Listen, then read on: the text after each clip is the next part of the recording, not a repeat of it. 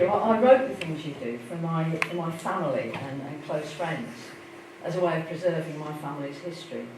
And I think there's a massive ocean of humanity's history that's missing from recorded literature because the working classes don't write things down.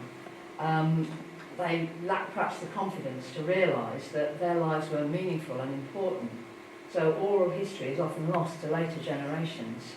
One of the best things to come out of that book was the number of people who said it had made them think of their own stories and writing memoir and family histories.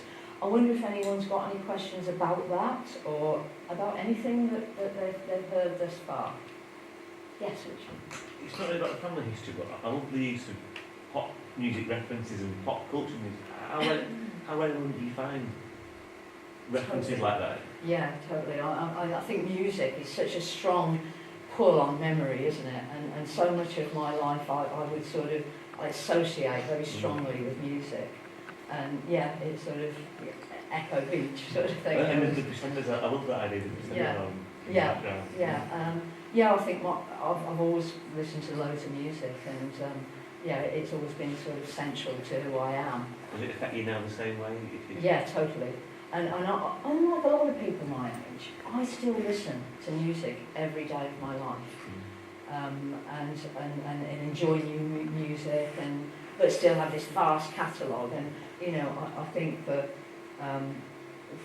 younger people, I'm always amazed when they know bands back from the 70s and 80s and 90s and stuff. And I think they've got such a wealth of music at their fingertips. And there's some brilliant new stuff coming up too. So, yeah, it's... You say it helps you write? Well, definitely, yeah. And I think that the Saddest Sound certainly is very much sort of linked in with music, certainly, yeah. Yes. You said at the start off by saying you started writing after your accident. Yeah. Had you written before? Had you written when you were younger? Yeah, I did. I've written bits and pieces, but I've never really written in a sort of in a concerted way. I've never really kind of actually pulled together my thoughts and thought, well, I'm going to do this definite piece of writing. I've written journals. You know, as a teenager, I've written poetry. You know, who doesn't? And yeah, so I've written bits and pieces, but I suddenly found once I had had this weird accident that something poured forth, and I currently feel absolutely full of stories that I just can't find enough time to write down. But yeah, I've done some bits of writing. Yeah.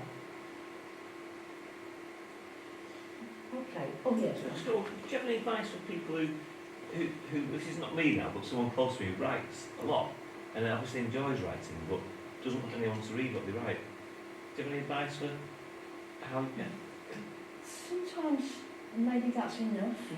Maybe that's enough for people just to write. It can be extremely therapeutic. But for me, writing is about having something to say to the world.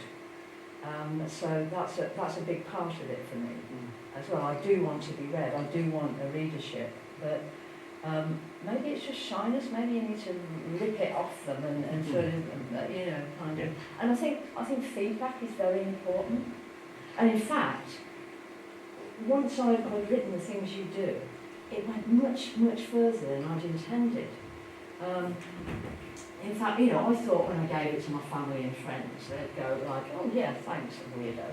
And you know, put it in a drawer and never read it again. But in fact, they started lending it out to people and asking for more copies. And, you know, it was that really that made me think, okay, maybe I'll have a stab at a novel.